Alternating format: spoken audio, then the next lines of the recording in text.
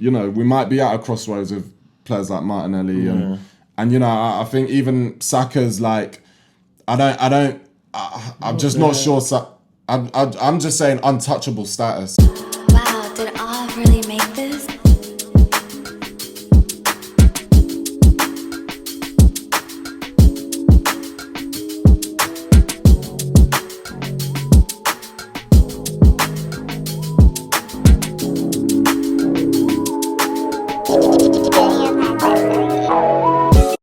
Okay, boom, yes, we're here for another episode, Minichats, episode 11. More games played, some interesting games this weekend, I think, and during the week, of course. Champions League happened, bad result for Liverpool, good result for Arsenal, good result for Chelsea. So, yeah, we come into this weekend with some good matchups. But I was thinking we can start on Chelsea-Arsenal. Obviously, Stamford Bridge. 1-1, Chelsea-Arsenal. I'm going to obviously go first. I've got a few things to say about this though, because of course I have been referencing Arsenal's recent results in terms of against the top four of last season, which is Liverpool, Arsenal, City and Chelsea. Arsenal are yet to win against any of them. So I lost to Liverpool, drew to Man City, drew to Chelsea, and to be honest, should have won. Played 40, mate, how long? No, about 70 minutes with an extra man. Also, yeah, so to me, obviously, I think they should have got the W. But Chelsea, look, well, Caicedo was playing cold up until the point he went off. Obviously, it was a bit too passionate, you know what I'm saying, and a bit too rash, but it's always a thin line and a double-edged sword, that passion, because it was helping. In the beginning of the game, his pressing and some challenges he was making, they were looking good, bro. I think they were kind of outplaying Arsenal at Stamford Bridge in the first half. And then, obviously, after the red card, they still go 1-0 up. So, yeah, I think there were some serious questions asked of Arsenal. Of course, they had a fresh defence. This sounded like their centre-back partnership. This was their first time ever probably playing together in a game, Mosquera and Hincampe. So there was that to consider. In the Prem, yeah. Yeah, fair, in the Prem. So there was that to consider, but at the same time, bro, Chelsea, I think Chelsea could have got the W, man. Like that João Pedro chance off the Hincampe slip. If he took the shot instead of, I think he took like an extra touch or something, and he's got a good record against Arsenal as well. If he took that shot, I think they could have got the W probably today. They really showed character, man. I thought they were the better side, to be honest, throughout the game, and to me that does raise question marks about Arsenal, in my opinion. I still think they'll probably win the league. Sorry, my voice is off because I had a man night out last night, but I still think Arsenal will probably win the league. But I also did reference that once there's going to be rotations and the defence and injuries, we'll see. I did say that. And also, normally the trajectory is, and now we're looking, they've had a draw. I believe they had a win, but they've had another draw. So things are beginning to, there's a lot of games in December. What's Wagwan with Saliba? He picked up a knock apparently. Oh, during the week, training or Champions League? Everyone got the news today. No one knew of this. So. Yeah, fair. But yeah, obviously there's that as well. And it's just interesting. I think there's questions, so I'm going to direct the questions to you. Yeah. How do you feel about this game and the result, how you performed, everything? I'm disappointed, really disappointed. To be fair, when you put everything in context in regards to the week, now obviously I said 9-9 would be amazing. Yeah.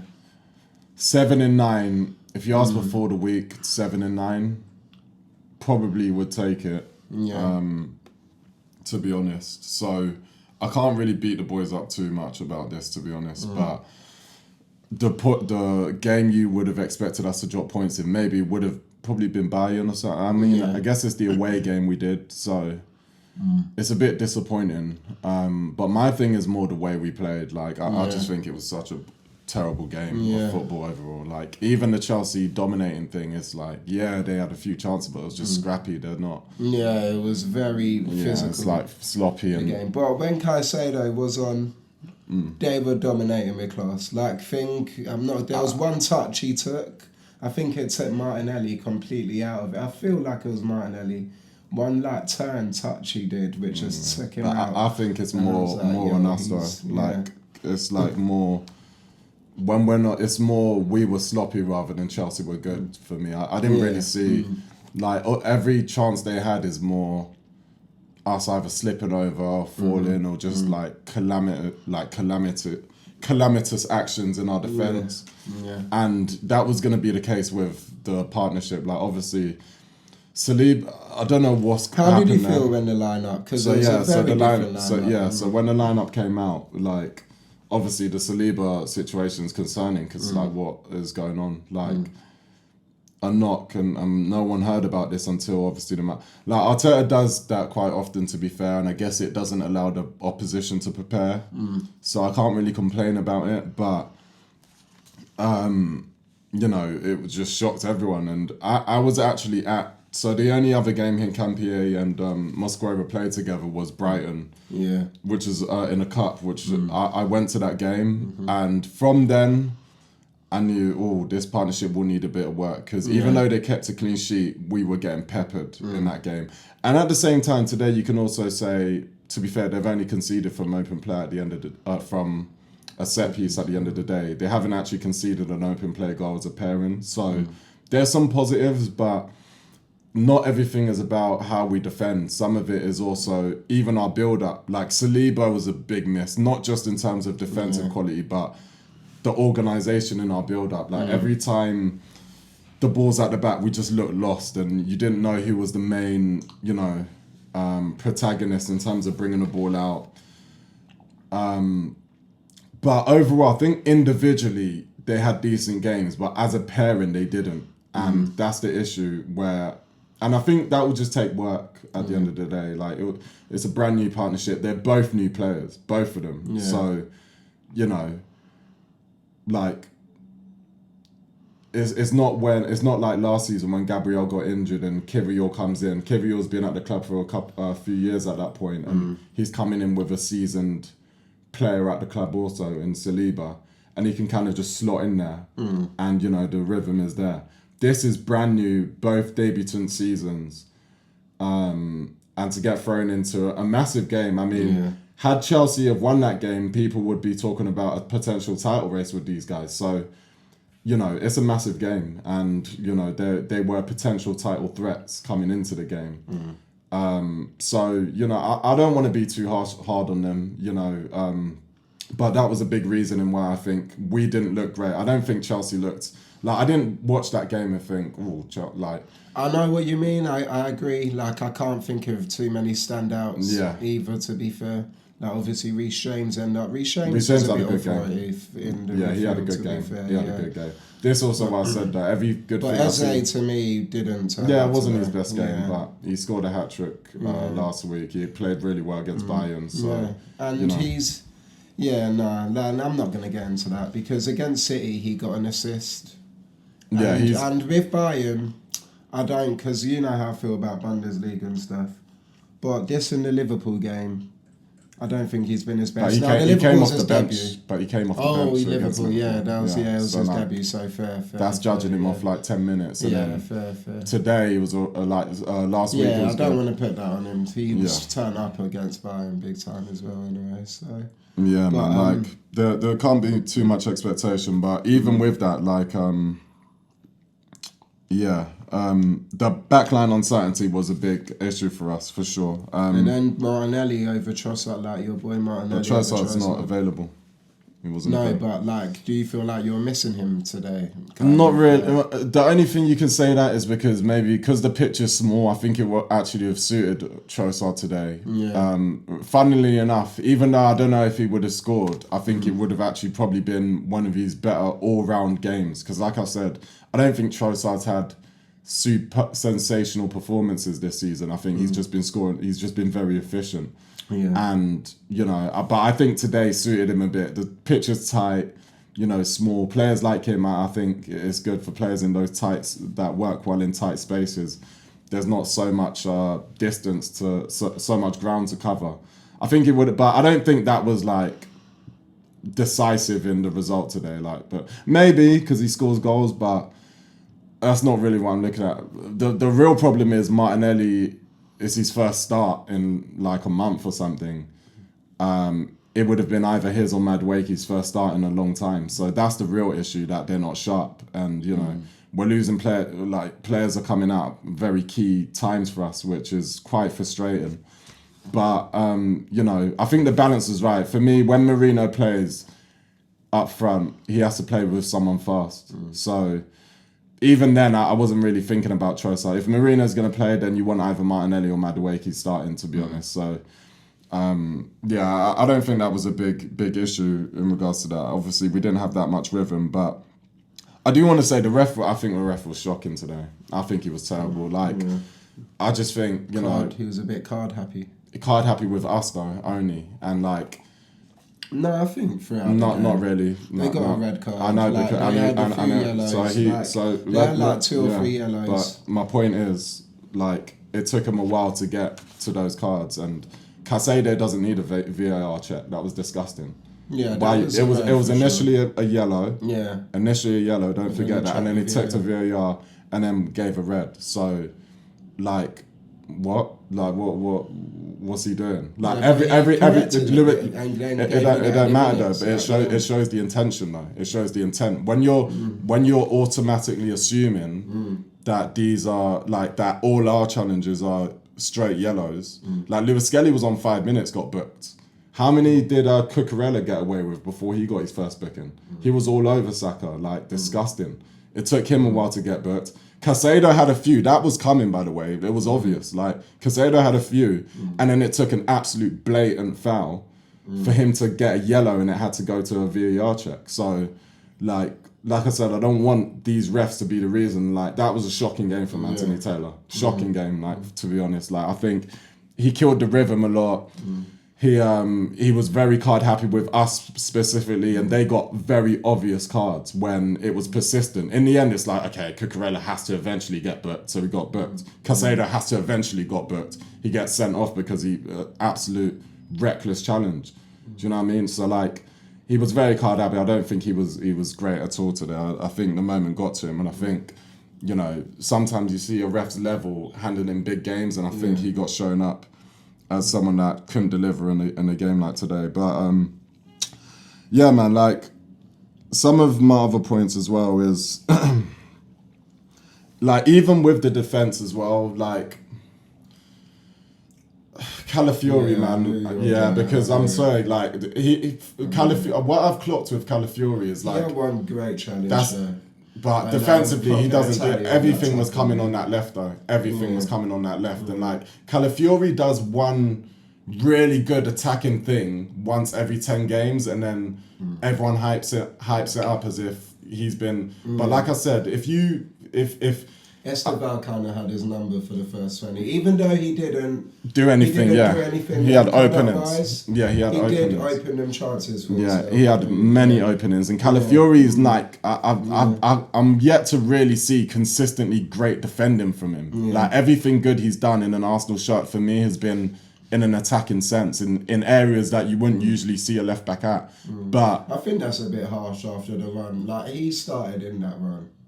Yeah, I know, but you haven't seen anything great defensively. Not great, but Gabriel was there though, playing a blinder, and I've said this from a minute, Gabriel and Rice being on his side carry him defensively. They carry him. They're both. You got basically our two best defensive players are on your side protecting you, which allows him to do his attacking stuff. Yeah, fair play, but he's not doing Trent numbers with it. So Is that enough to keep him in the team? I don't know, but I think he was shocking today. I think he was just started Skelly.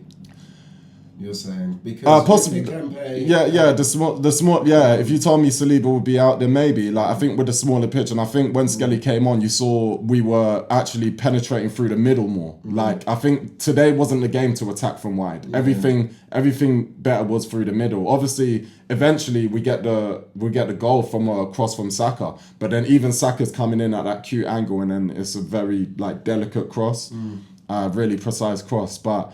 Everything good in terms of our build-up was through the middle in that second half. And, you know, like, I think Skelly maybe could have started. And I think, you know, I just think Calafiori, like, for example, if this defence, did that clean sheet record or, broke Chelsea's thing or whatever. And the thing we were talking about when you think of iconic defences and stuff, the way you said you don't see Raya as part of that, like you see... When you think of Chelsea's great defence, Terry, Carvalho, Cech, all come to mind straight away. You might think of Gallas as well. Ferreira's kind of like the guy that was carried in that. And then you think of what other great defences have there been? Like even let's say the Arsenal ones, you think Bold, Adams, Dixon, Winter, but Seaman, like they're all part of it. What the thing you were saying about Liverpool's through Klopp's era, I always think Robertson, Trent. Yeah, Robertson, Trent, Van Dijk. For me, Matip. Yeah, but that position, but that Matip position's the kind of interchangeable one. You might throw Gomez in there, you might throw Matip. Gomez or Matip. So there's always kind of one, and I think you were basically saying ours in that regard would be Raya for you. For me, it's Calafiori and slightly Raya as well, but I think Calafiori is the most, like the biggest passenger in that back line. I would almost kind of throw Rice back in there too, as a guy that's protecting it, and then Calafiori doesn't come to mind in that regard, and I just think it was shocking today, to be honest. And I think obviously you had a great, like I said, one great attacking moment in 10 games. So you had a great cross against Bayern midweek, but like today he got destroyed by Estevao, like, and you know he just didn't do anything that great. And even on the ball, he's like quite average, like unless he gets in the final third, and he's not always going to be in them instances. You're a defender, so at the end of the day, I think. That's got to be looked at. But yeah, like some other things as well. I think what I did like though, if I'm staying on the Calafiori point, is when Skelly did come on, I do like how Hikampe comes wide, because remember Hikampe has played left back so much. I do like how he comes wider and Skelly comes inside, and I think that is a nice little dynamic that once it's coached correctly, I think that's our long term. I saw that at one point, and I thought, to me, that raised question marks for me, because I was thinking Skelly's so small. He looks so small in that centre back role. Like I know they switched. In the build up. And he looks so like small to me, like in that centre back role. I was thinking if a cross is put in. Yeah, but the plan is obviously that happens when we're on the ball. Yeah. And because Skelly's when Skelly's in at his best, he's so good at keeping the ball that it's like so. Like I like that dynamic, and I think unlike Gabriel, because Gabriel can't really bring the ball out like that. Like he has one or two moments every now and then, but Gabriel's not consistent in bringing the ball out like that. But Hikampe is more polished in that regard. I think he had a decent game today. Yeah, and I think that left side mistake. Yeah. But he showed a lot of passion, bro. Yeah. And I think that left side is definitely the one that is the long-term solution for us. I think once that's coached properly, I think that left side can be really good, because Skelly can come inside in the build-up, kind of join in with the pivot, and I think Zubimendi bounces off Skelly quite well. Like I think they're quite good together, like in sync and stuff, and Zubimendi needs like more players around him. Great from Arsenal's midfield. I think Zubimendi and Eze. Zubimendi was shocking today for sure. He was sure. I think the whole midfield. Rice had a big tackle though. He had a great big tackle. He did his physical. He had a great tackle. A lot of, because what I noticed in this game a lot was it was a game of, it was nice to watch, because I don't know if you remember I mentioned with Liverpool that you need to get onto the second ball. The first ball might be a tuss, and with both teams. There were moments where they couldn't really play out the back, so they'll just play it back to the keeper. Keeper fires it into no man's land. Yeah. And then someone in midfield, whoever, gets a header. But it was always about who's going to get that second ball, then start a quick chance, and both teams like did it in one moment. It was nice to watch. Yeah. But Rice played good in. Rice was decent, but I think overall it wasn't a great performance from the midfield. Yeah. Like Zubimendi, but it's something I've said about Zubimendi in these big games, and especially away from home, and you know, it kind of just like stayed true basically. Like like in these big games, he's maybe doesn't have the toughness to deal with them. And, I do think in January we need another midfielder, because Norgard isn't really good enough to be relied on. And anything happens to a Declan Rice, even Zubimendi's situation, is not that he's so indispensable, it's that there's no backup for him. Like Norgard is not that great with the ball, so once you lose that profile, there's no real solution. Like even when Rice went to sit, I wasn't really a fan of it. And you know, that brings me on to my other point as well. Like, Arteta's got to start being more bold with his big players now. Elaborate. So Odegaard and Eze in the same midfield is not going to work. This is now now both games have been short where we've seen them together. West Ham only lasted 30 minutes because Odegaard came off injured. And then today, Odegaard came off the bench maybe 25 minutes ago or whatever. So there's not been a full game of it, but we've seen enough in those games. That's about an hour of football as both of those two interiors. Because it looked like Rice went to sit. Eze was obviously dropping, but they've both got to take Odegaard and Eze got to take turns in dropping now. None of them can be out and out 10 no more. So it just doesn't work, unfortunately. And like Arteta's got to start being brave with pick one now. Unfortunately, like it's tough decisions, but in terms of the balance, it just doesn't work. The 2-10. So what would have you done to bring on Odegaard? You would have brought Marino deeper, then brought on a forward, or like into midfield? Like if you were bringing Odegaard on, who would have come off? And you could have maybe put Eze in a forward. I mean, Madueke had to come on. Okay. So Madueke, because his former club and that, he had to come on. But I think he came on for Martinelli, no? Yeah, he came on for like, but Eze would have gone into the front three. Fine. Like you either take one of them, you just Eze or Odegaard, or one Eze has to be in the front three. And in the midfield, you're saying? In midfield. Yeah, in the midfield. Cool. So okay, them two as 10s is just not going to work. And Arteta's got now, even with that,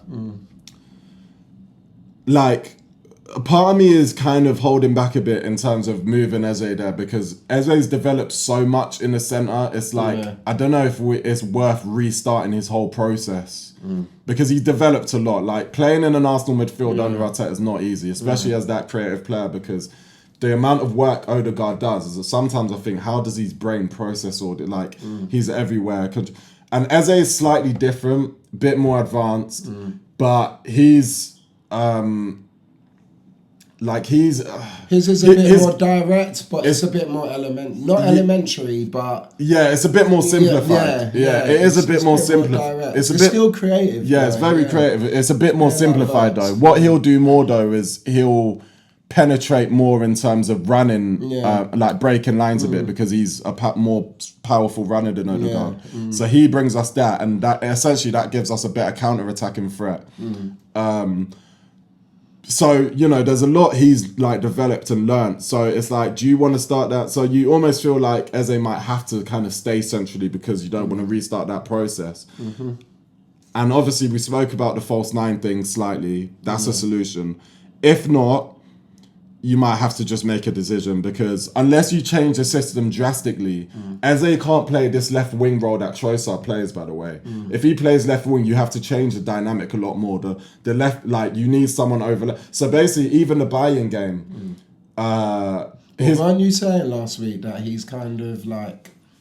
he's into that left and he can do it like receiving it. Receiving, but that's not the only thing he does. Like, it's only in that regard when those players play. But Trossard still stays very wide, and you don't want Eze. Fair. So Trossard stays very wide, and then he comes to receive when Declan Rice makes those runs, or Calafiori makes those runs. And there's a lot of those moments, which means he comes deep a lot, but ultimately he stays very, very wide. And Eze drifts inside. And Eze has to be involved. Like Eze is someone that needs constant touches. He needs to always be involved, and you can't really limit his game to that. So if you do play him left wing, you're going to have to change the system a bit, to be honest. Like, and you're going to have to find situations where he's inside a lot more and, you know, more ball, like he's having more ball conversations with his teammates. Like overlapping fullbacks. Overlapping fullbacks, even if you want one of the interiors to overlap or whatever, someone like Declan Rice maybe make more runs outside. Yeah. You got to find a solution, basically. Like, even the Bayern game, his pre-assist for Madueke was lovely. He played a nice little disguise pass in for Calafiori. Great cross, Madueke in. That's what you want. That dynamic there is exactly what you want. So a decision has to be made on that, and a decision also has to be made on Madueke and Saka, man. Yeah, and even, I'm going to get back to you on that, but just to round up what you were just saying, you've actually got the profile to do that, because I was thinking... Wait a minute though, Timber kind of does that on the other side a lot for Saka, like kind of overlaps, which allows Saka to come central a bit. But would you want to do it on both sides? Does it leave you a bit vulnerable? But because of Rice and his style, it's like how Liverpool used to do with Robertson and Trent. Because we had Henderson who can cover in like deep mid and Fabinho, you've got like Rice and I guess maybe Zubi who might be able to cover both of them whilst they go up. But I guess you don't have a fullback that really... on the left back anyway. Yeah, but the reason that goes up like that. Really, do you? Who does Hincapie? He kept, so I mean that Hincapie is a game-winning cross at the end of the day. So, and again that speaks to the Skelly Hincapie dynamic where Skelly being inside found Hincapie in a situation where, and that's a game-winning cross. Timber's got to leave that for Gyökeres, who's got to score. Yeah, it's simple. It's simply one of those. And Timber's not great attacking. Like everyone knows that. Obviously, like 1v1 defending, he's amazing. So it's hard, but attacking wise, the difference between him and Ben White is huge. So it's kind of like which one do you prefer type of thing. But what one brings, the other lacks, and then vice versa. And it's a bit annoying because even the overlaps, what you're saying is like he overlaps with Saka, which does something, but he doesn't really ever do much when he's in a situation. Yeah, he might score from the odd corner, but he doesn't do nothing. Yeah, not compared to Ben White. I'll be honest though, I'm going to say I do think you're right. He's a bit limited going forward, very limited. Sure, but I think that's a bit unfair because of his position, which is a question. He's a defender at the end of the day. Exactly. I think he's capable enough going forward in terms of overlapping and the simple pass. It shouldn't really be his job to... Because what about the attackers such as like Gyökeres, who obviously he didn't have much of an opportunity. But if we're talking modern, but if we're talking modern fullbacks though, like these modern fullbacks are expected to put up numbers, so it's not unfair at all. This is the level you're playing at. Ben White was delivering. And I'm not saying like, by the way with that, to be honest, but it's a fact though. Your favourite player is Trent, but your favourite player is Trent. So how could you not? Like, he's a unique one, but he's not the first ever. I think they're more relied on to impact the game, not necessarily put up numbers, like not necessarily. But I'm talking about Timber putting a quality crossing. Like everything gets blocked. Like it's not. I'm not asking him to. Yeah, like fair, he's had the odd game. Fullback should be able to. Like he's had the odd game where he's got a couple assists and that. Yeah, but then he went. And the thing is, I'm not, because Timber's amazing. And by the way, it's not advocating for Ben, because I've watched Ben White at the stadium a couple of times this season. He's not the player he was, by the way. So to be very clear on that, like Ben White is one of those that probably if he's not capable of moving into centre back, then you're probably looking towards the end of his time here, because he's not at that level anymore. So I'm not advocating for Ben White but I'm saying prime Ben White. Like going forward gave us so much more, and Timber's end product is woeful. Like he can score from the odd set piece, and then he has a couple games where he might, but overall consistently you don't get that from him going forward. And like Hincapie's cross, for example, that's quality. That was quality cross. Timber didn't do that, and so like my point earlier was that, you know, with the overlaps and stuff, like Eze's got to, so if you get Eze inside, but yeah, the reason he doesn't like the fullbacks overlapping too much is because he wants that defensive solidity. So when the fullbacks are inside, it means that they're always in a position to stop a transition. And to be fair, they broke on us a lot. Like Timber getting forward that much, they had a lot of joy in that left wing in terms of counter attacks, and then right wings in terms of 1v1s, because Calafiori got ripped. So it was like. Sometimes it's like I can kind of see why Arteta's nervy of this, But at the same time, man, like it was just sloppy all around. But the other point I was getting onto is like these decisions have to be made. Noni and Saka's the same. Yeah, so that was the next thing. Yeah, Noni and Saka. Well, yeah, elaborate that. Noni's not great on the left wing, unfortunately. Okay, fine, yeah. Like today was poor. I think he was okay. What was the other game? I think it was Leeds. He played left wing, started left wing. Wasn't all that. Went to right wing a lot better. Goal against Bayern midweek. Right wing comes on for Saka, and Arteta's got to start making more of those decisions now. When Noni came on, would have you been happy to see him come on for Saka in the game today? Possibly because I mean it's hard to say because Saka did end up getting the assist. Yeah, true. But yeah, or I like what we did, and I was shouting it the whole time. I was like, okay, if they're both on, put Saka on the left then, because Saka's. And Noni went to, and he eventually did that, but it took a while. But there was moments where Saka was like skying a lot of shots over. He was quite wasteful, but he still got the game-winning assist, and that's why he's the player he is. But he was quite wasteful on that right wing, and I think when Merino plays, I think Madueke, gives that pace and threat in behind where. He might suit, because sometimes it's not even about the players for him, it's about who else is playing with them. So I think Merino, because Merino's our biggest game striker, that's a fact. Like at the end of the day, Gyökeres came on and it was the same old, Like I know he's not played in a few weeks, but he just didn't do anything. And Merino, if it's Champions League final tomorrow, Merino Havertz starts for me. Like let's start being real with it. Like Marino Havertz starts in the Champions League final kicks off tomorrow right now. Marino and Havertz would start up front for me. Marino's a big game player now. Liverpool last season scored.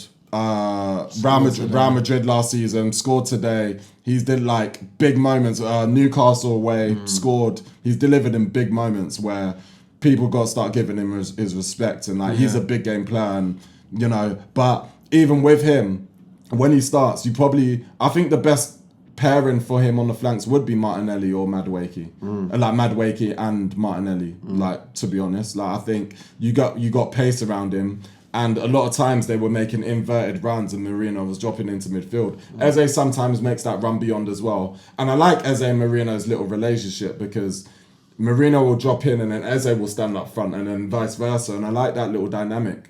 But then everything else around it is a bit of an issue. So I think now Arteta's got to start being brave with it, like Saka or Noni. And maybe if you have to get both of them in, maybe Saka has to start left wing. But I think Saka's got to start being more adjustable now, because I think when you look at the numbers and stuff, like Saka's our he's our go-to man. But he's not doing enough to be indispensable starter anymore, and that's like shout out Denzel. But what he was telling me, he kind of put me onto this vibe of uncomfortable conversations, and it's kind of become. I had to be like, do you know what? I'm kind of hearing you now. I can't now. I'm kind of seeing it. Like Saka, I think that injury's hit him, and even though he was never that explosive to begin with. Boy, he's a lot slower now, and he's a bit sluggish sometimes. Yeah, the 1v1s are good, but he used to destroy Cucurella. Now it was a bit, even though he had him, it was a bit more like Cucurella had these moments and stuff, and it wasn't. Cucurella's improved though. He's improved, but that was light work for every version of Cucurella was light work for old Saka. Light work, like everyone's been old light work for Saka, but these days there's left backs that are getting a bit of joy against him now, and I think now we're looking at a situation where, hopefully he signs that new deal and everything, but decisions have to be made. I've got a final question to round this topic up. I hope. Have you got any more points? Because I've got. Yeah, on the whole Arsenal thing, but you've got more points on the game in general, yeah. Go on then, because my question is going to round up the. Oh yeah, no.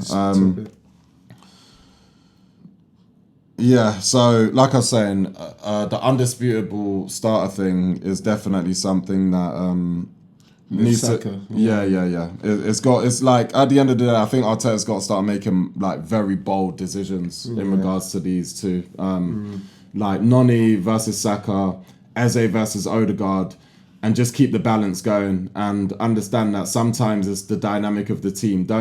Let's not just try and fit all our best players in. Yeah, I still... Marino Gyökeres big games, Gyökeres most of the rest of the fair teams. Like Marino big games, Gyökeres most of the rest of the teams. Like that's how we got to start moving with it now. Like we've got, and in the summer you might end up in a situation where we do lose the squad depth because players end up unhappy. But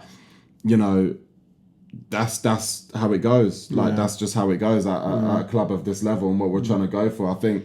I don't think anyone up. It's only really the defensive players that are really like absolute, and like people like players like Rice. I guess Saliba's kind of into that as well. Like, how do you feel with Martinelli? Don't he deserve, with how efficient he's been? Like, if someone was to say he should leave, like maybe his agent would be like, look, like how would you feel? Do you feel? Like I'd be sad because I do. No, of course. I do like Martinelli, but if he felt that he's good enough to start somewhere, then all the best. Don't you feel that way as well? Do you know what I mean? I think with the way the team's going, I think it's like the way we play and everything. I like him when Marino plays. I do like him when Marino plays. But if Gyökeres is your main striker now, maybe the balance isn't quite there. And I guess, and to be honest, like a lot of his great, like this super sub role has popped off for him, and depends how long he'll be happy with a role like that. But last season, he wasn't at his best, and even though I think a lot of that is on Arteta and having to like using him in the correct way, like he wasn't great last season, and we might be at a crossroads with players like Martinelli, and I think even Saka's like. I'm just not sure. I'm just saying untouchable status is is not. But I'm not talking about leaving. January, because you're talking about you might lose some depth in January. No. I said in the next summer. In the summer. In the summer where players look at that situation and be like, I'm no longer like valued the way I was. But that's the way we're going now, and I think. At the end of the day, we need solutions for that. So, I just think Arteta's got to start being a bit braver with it. Noni versus Saka, Odegaard versus Eze. I still stand on the narrative that I think Eze and Odegaard, when you get them in the same team, our football could be very fluid. But I don't quite know, but not in the same setup. Not in the same setup. If you have Eze super wide and Odegaard, then not in that way. You have to change. Each other. But so you have to change a few things. But at the end of the day, like I said, 7 and 9 from this week isn't the worst.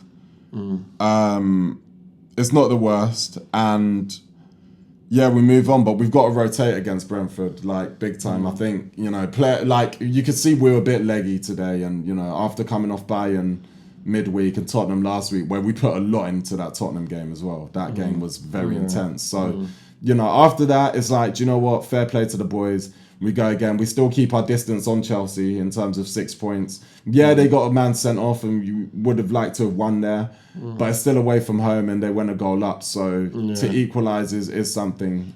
Both, they were saying at the end, both teams could be happy with the point. So we keep our distance and I think it kind of keeps Chelsea at arm's length and maybe probably not. Well, I mean, time will tell, but in terms of what they can do this year, I didn't see enough in Chelsea to be that scared. It's really City that because of the trauma, City is the ones that, I'm just wary of them. Well, you kind of answered my next question, which was going to be, obviously, with Chelsea's result, Barca, this game, I think they maybe played a bit better, to be fair. Do you feel like maybe they can challenge you, but you kind of just answered that, challenge Arsenal for the title, but you just kind of answered like City. More City. City, and it's not even because of their quality this season. A lot of it is really just the past trauma. That's really it. And, Foden scored a couple of big goals and, it was a big moment for them. But there are a lot of inconsistencies in them where, I think we should be okay, but City are the ones to look to watch. Arsenal are the clearest in terms of just all the depth. But we need players back though, like big time, like Saliba. I hope Saliba's back. I agree, but that speaks to the depth. I think today spoke to the depth.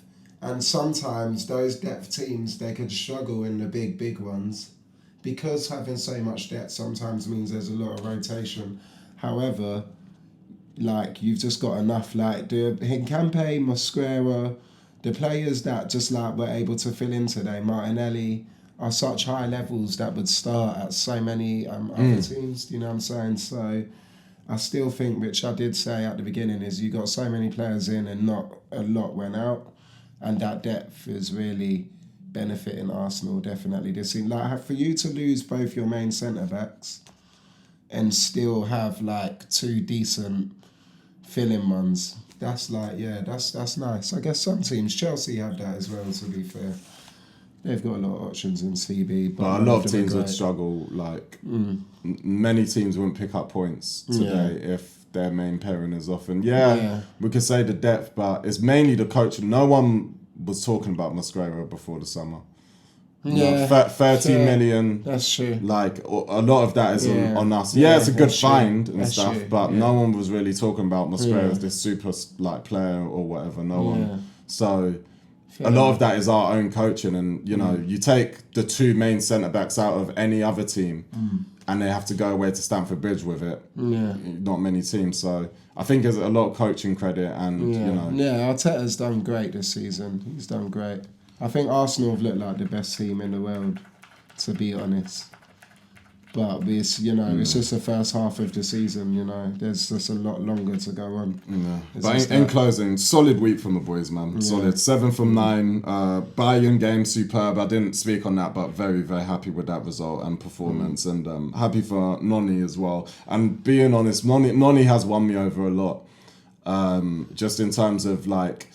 So I think it's kind of when I saw Doku the other day. I think Doku against Liverpool, and it was just like, do you know what? That 1v1 threat, but very fast, like direct, is a very important profile to have these days. And Saka's 1v1 is a lower version of a Mahrez in terms of like, obviously he's not got the trickery Mahrez has, but obviously Mahrez wasn't explosive, but he'll always beat his man even in slow motion. He'll just take on his man. Saka's a bit like that, but Loanee that constant like at you. I think it's a very important profile, and that goal against Bayern, those are the moments we need, you know. So yeah, man, like good result against Bayern. Obviously last week was great, and you know, today we'll take a point.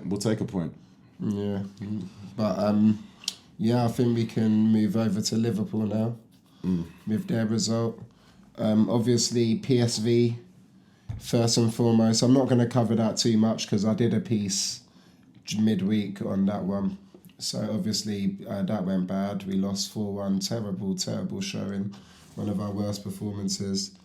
So we come to this West Ham game now, and I liked how we lined up. To be honest, I saw the lineup. That was the first thing. Do you want to go first? Have you got much to cover? Or I guess you didn't. Really. Yeah, I only saw the first half. Yeah. But when you told me Salah was absent, it was like, okay, that's interesting. And bold. Yeah. Obviously, as well, then you told me he didn't get on when the game had finished. And to be fair, it aligns with a lot of what you've been saying this season in regards to you'll see the results come. The only thing is, obviously, Chiesa wasn't the man that took that spot. Did he come on? No. So, but...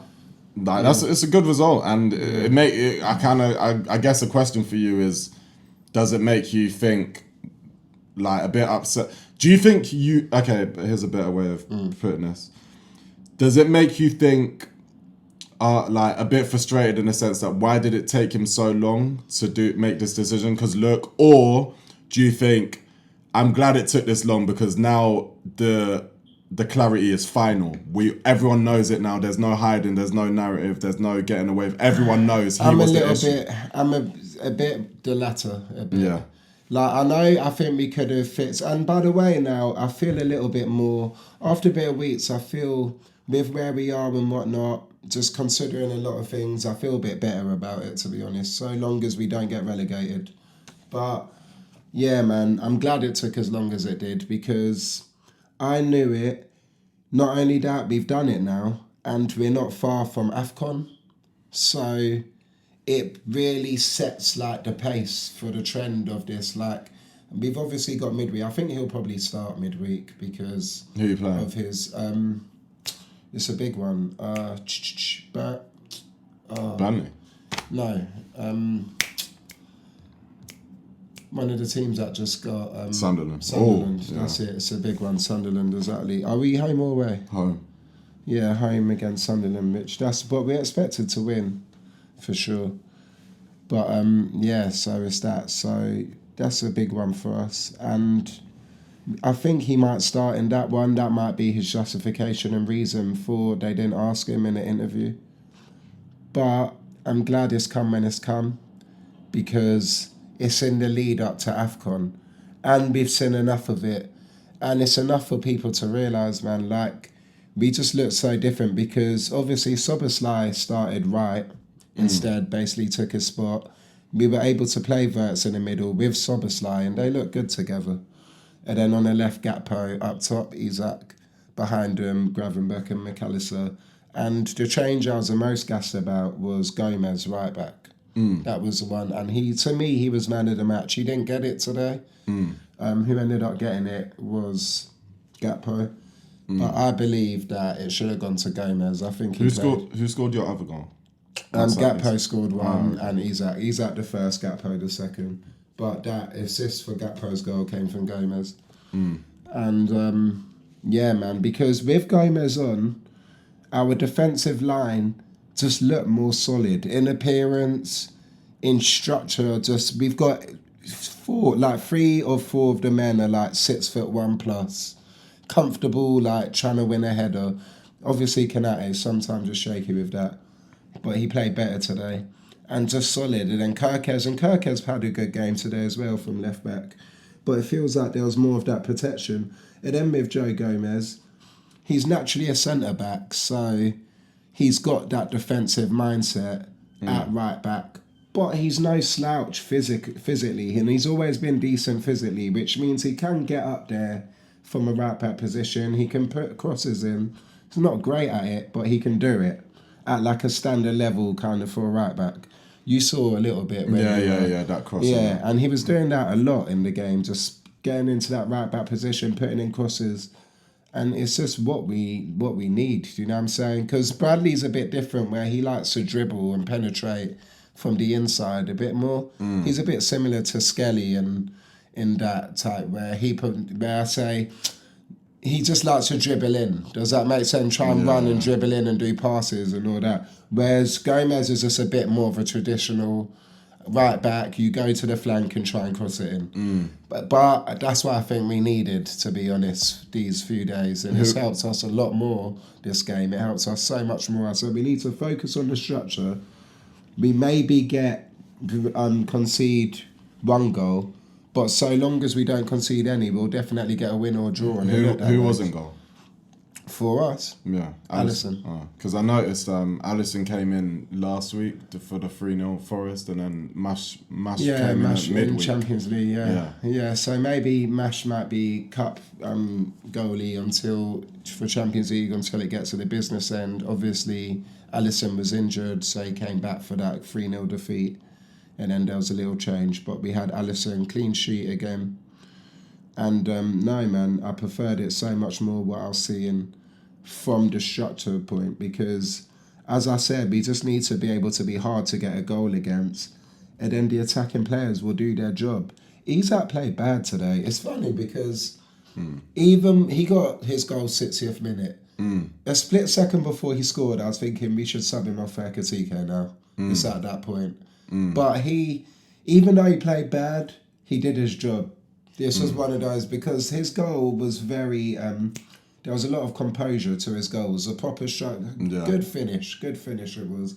He just put himself in the right position, waited for the game to come to him, and then in that moment, one touch, good strike finish, like opened the game up for us. And it was like, even though he kind of played bad, to be honest. And that to me is the phase and rot we've been in for the last month. This is like how we should have been, hard to get a goal against, today, with the right players in the right positions. And then we've got the Isaks, Ekatike's, Salah's up top that can hopefully get a goal. And he was Gakpo, he was able to open up the game with that goal.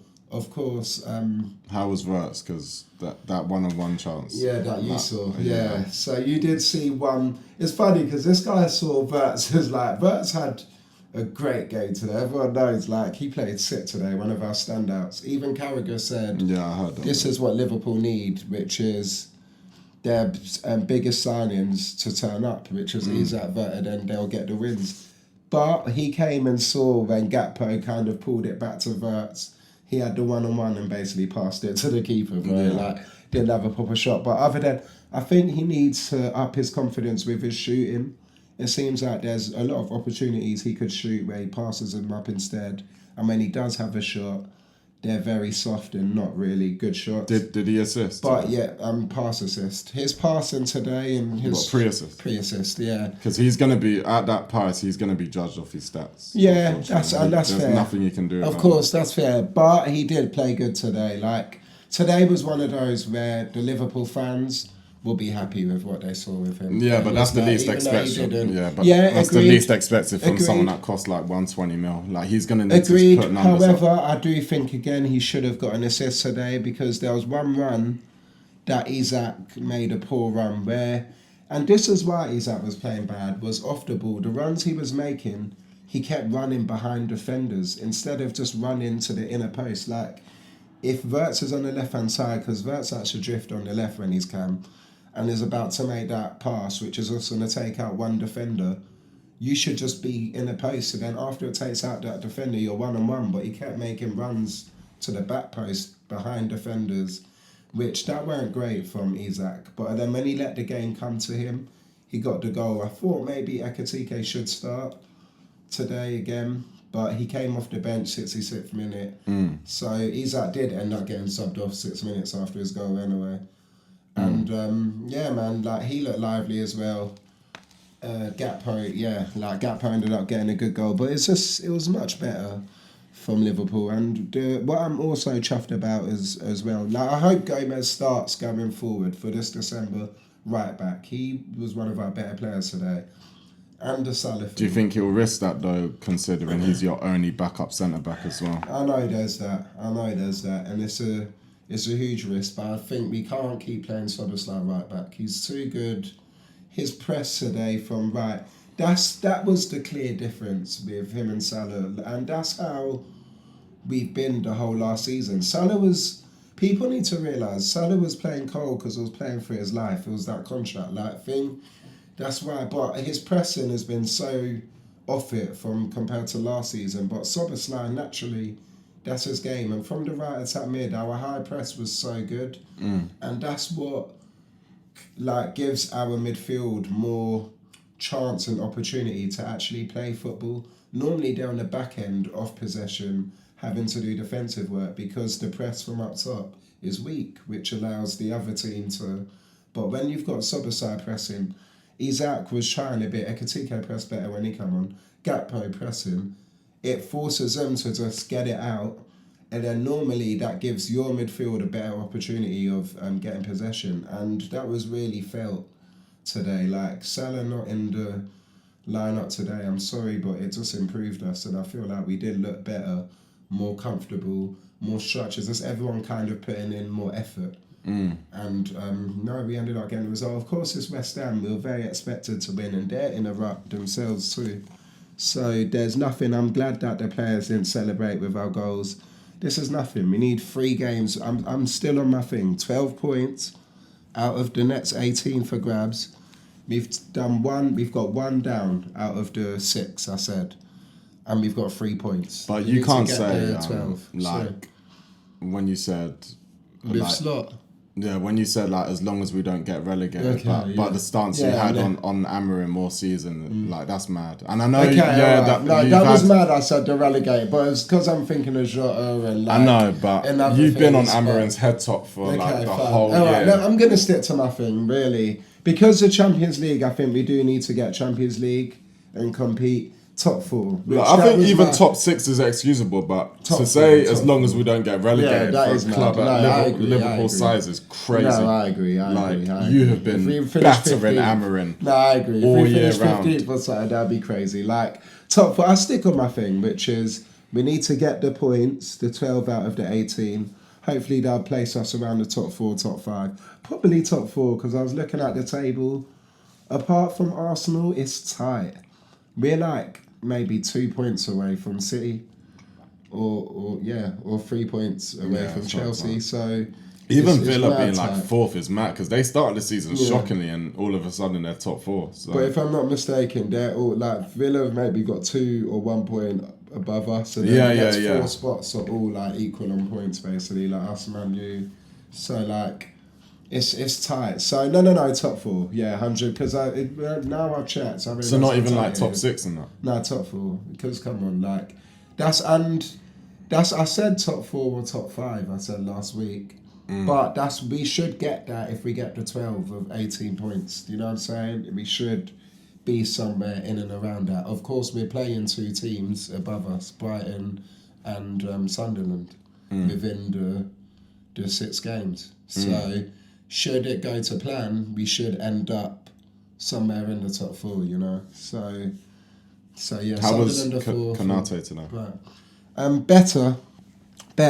Of course, there's a lot of talk regarding because Madrid have pulled out of wanting to sign him. Better, but we obviously still need to sign a defender January. I believe 100%. I still think he definitely at the least he needs competition. And then Gahey Summer for free. But at the least, Konate needs competition at his spot as well, really. But really, I think he should be replaced with a centre-back. It's just with defence, it's hard. Middle of the season, January. If him and Van Dijk now pick up a bit of form with Gomez, they just looks a lot more comfy with Gomez. Then who knows? And Gravenberch was splitting the defenders well today in terms of coming back to help... move the second phase thing you talk about a lot with Zubimendi. He was doing that a lot better today. So man, it was a lot. It was just positives really, and let's just hope that Slot still has the guts. I mean, Salah didn't see the pitch, that was big, but I think we look better for it, and I'm hoping that this is going forward. I don't think we need to give him everything because obviously. He's getting paid very handsomely, so I think the performances have to come. And if not, he should be okay and understanding of maybe not starting a few games here and there. Because we look better for it today, man. That's going to create a bit of a problem soon, though. Salah will never accept. The same way Ronaldo, when he was dropped at Man U and he started causing havoc. It's the same, Yeah, because he's a big ego player. So and get him out the door. That's something that I think we need to start preparing for sure. I agree that will probably happen, and I think it's something we need to also prepare for. But honestly, not too much regarding Liverpool. I covered the PSV. We go again midweek. There's 2 games, so there's just a lot coming up midweek and weekend. And man, we just gotta come again. Hopefully, again, we just start the similar way. I would like to start how we started today, but swap Isak with Ekatika. And that's how I like to see us start. Kirker's good game today as well. Yeah, okay. But so this is a topic you wanted to cover, which is so players that have been loaned to a team, should they be allowed to play against their parent club? Yeah. And do you want to start with this? Yeah, so the reason this came to mind is because, firstly, I thought about this when, I think, obviously, when City were kind of marching down on us in the league, and then they had a game against Everton, where obviously I was rooting for Everton to win that game. And Grealish couldn't play, and when I saw that, I was like, oh, that's a bit of a shame, because I forgot he's still on loan there. It feels like they've signed him, but... So it was that moment where the question first struck in my mind, and then obviously this week now, Loanee against PSG scored a couple, actually scored a brace, and it just made me wonder. Now, I get why the rule exists. Like, let's say you're in a situation where a team's fighting relegation, or something like going for something very major. There's a player that you own playing against you in that game. There's words that could be exchanged in terms of there was debates about whether Son purposely missed against City a couple of years ago to deny Arsenal the title, and how Tottenham fans celebrated a loss They celebrated losing a game of football because it stopped us from winning a title. If you're going to get debates on stuff like that, imagine when a club owns a player that is having to play against them in an absolute decisive game. Maybe they're fighting for relegation or they're fighting for the title. Especially in an instance where that player is likely expecting to go back to that club. So let's say he's just on loan for the experience and whatnot, and he's expected to go back on loan. Does that make things awkward when, say he does score a big goal, whatever, that affects that team's title chances or sends them down or whatever? How awkward are things when he returns to that club, especially with the fans and stuff? Because you know how fans are, very unforgiving and whatnot. Does everyone get on with it and just, he's a professional, blah, blah, blah? Or does it cause an issue for the player? Yeah. Now, my stance is I kind of would like to see it, but I do get why it's not. I do think, though, players that are on loan with obligations to buy should be allowed to play. I think if the player looks destined to, maybe obligation or an option, if the player looks like that's going to be where he's going to end up. For example, Hikampié for us this season is on loan with an obligation to buy. If we get by Leverkusen in the knockout stages or whatnot, I would like to believe that Hikampié should be available for that game. Well, he would be, because Champions League, different rules.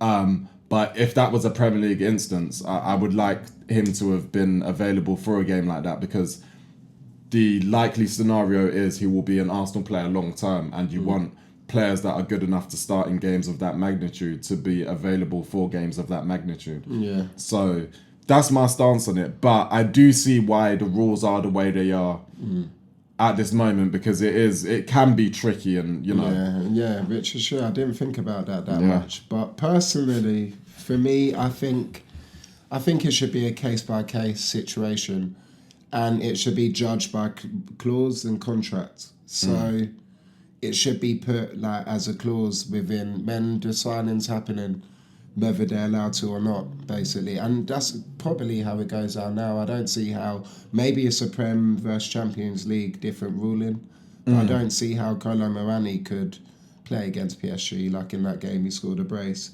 and then Grealish isn't allowed. And normally in a Prem, players aren't allowed to play against their loan team, I feel like. I don't know if it's maybe case by they're case. not allowed, Yeah, I think it should be case by case, a clause situation, like... But then that's going to bring up so much controversy, because players are going to say, but how comes he was allowed? Then they're going to argue their point for, but... So when you say case, like what? It's in a contract. So the team, that will be a decision made. The team can say when they're doing the contract, the player can play against us or is not allowed to play against us. Like and that, it will just go down in the contracts, depending on how... Maybe some teams feel like they'll be in certain scenarios where this player is going to a rival or a team that could potentially not, like maybe this team are also competing in the Champions League and the FA Cup and the League Cup and the Prem, do you know what I'm saying? So maybe we put a clause in that they can't because we potentially could see them 8 times or something this season. So I think it should just go down as in a contract thing, really. I like that. Don't take the opportunity away, but it should be down to the team, the club, because it's their player, you know. So, but if you make the agreement where you allow it and it happens, you can't really complain, So that's the way I would think it should around go. it, But you're ultimately saying the Premier League should allow the club to... I think, why not? Like, it's because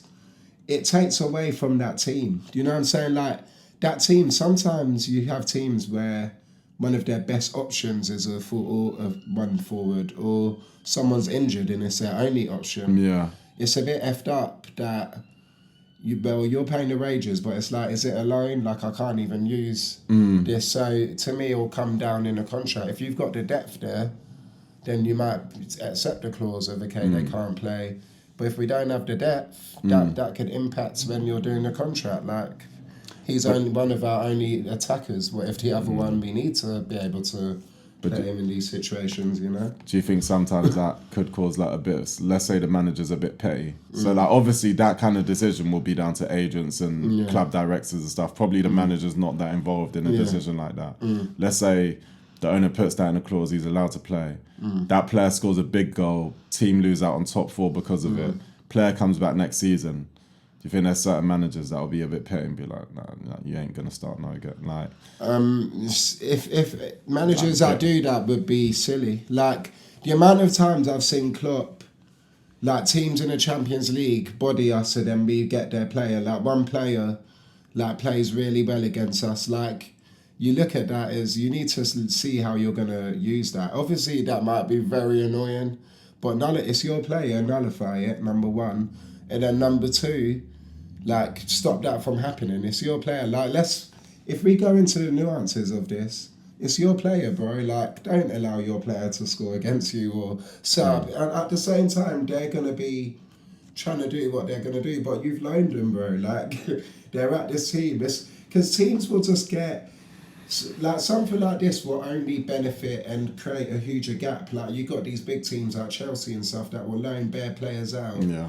But then, like, nah, bro. Like, if you loan a player, they should be able to be committed to where they're at for that time being and try and do their best for them. You know, I think it creates maybe potentially too much unfairness with certain. We know some lower level teams, they rely on a lot of loans, and that's how they can have like a big player in their team. You know, so this is like the nature of football, and I think they should be able to fully have that opportunity. It will come down to the contracts. Like, there might be mistakes made where you think, all right, I'm going to just allow it, blah, blah, and then that guy ends up turning up against you, but that's also the nature. It's a risk. Everything's like a risk, really. So I think they should be allowed, man. Like, the Loanee thing, I liked that. Yeah, like, I was watching, I liked it. He had a point to prove, and there's that as well. Like, that's still your team. You still might want to get back into the team. There's like a lot of... I think you should be allowed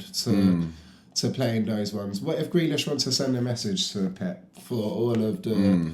You know what I'm saying? I think he should be allowed. Just being on some, nah, you can't play because we own you. But if you want to do that in your contract and that's how you want to move, fine. And then the team can say, okay, but we don't want him then. But imagine City made that rule and then them owners, boy.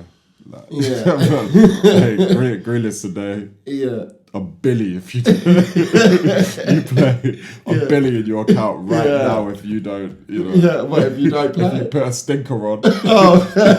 put a stinker, your billy sent to you right now. Like, Yeah. I see why they're cautious, but Yeah, I of like course your that, idea. all I of do that like would the be idea. that would need to be mad. investigated, Yeah, of course. Of If I'm joking, by the way. Yeah. That'll be very hard to get away with, I think, as well, that's to be tongue in honest. cheek. Like, as a loanee, it'll be so, like, obvious, you know what I'm saying? If any mistake will be scrutinised and, like... Yeah, no, if you're a loanee, any mistake is... Like, what Van Dijk did, like, maybe that goal against PSV, I was like, is this match fixing? Like, that was crazy, why did he do that? Yeah, I was like, this guy's slot out, boy. Like, he's had enough. That's what I thought when I saw it, because I couldn't explain it. I didn't see a nudge, I didn't see a push, I just I'm like, what? dude, he's the tallest guy on the pitch. Like, why is he just like doing slapped his hand? Yeah. Like, he just slapped it. Like, and it's like early in the game, it's like, I can't be asked today. Block, yeah. Like a career, Yeah, bro. Bar block, bro. Like, Fucking hell. oh man, but yeah, nah. I think that's it for the week. You haven't got much more to. No question of the week, but again, send us questions, man. We're getting into the Christmas busy period. Yeah, man. So yeah, man, there'll be a lot more to cover, a lot more to talk about, and hopefully that generates more like questions and things to ask. But yeah, man, thanks for listening to another episode, and yeah, we'll catch you next week. Peace.